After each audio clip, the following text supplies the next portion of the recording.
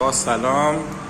دیگ شربت ساز، شعله مستقیم، خروج شربت، استفاده از پمپ، پاکت شکرها رو میبره بالا از طریق جستقی، بعد میریزش توی این پره ها داخل دیگ، چفت میشه، دماسنج داره، موتور گیربکسشه، اینم خروج بخاره، اینم که لوله آب اضافه کردن یا آبی چیزی بخوایم بریزیم توش.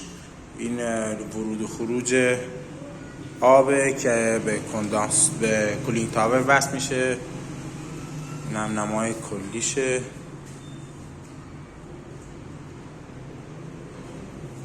اینم باید جو برق داشته باشه حتما، چون 3 فاز مال ما موتورش.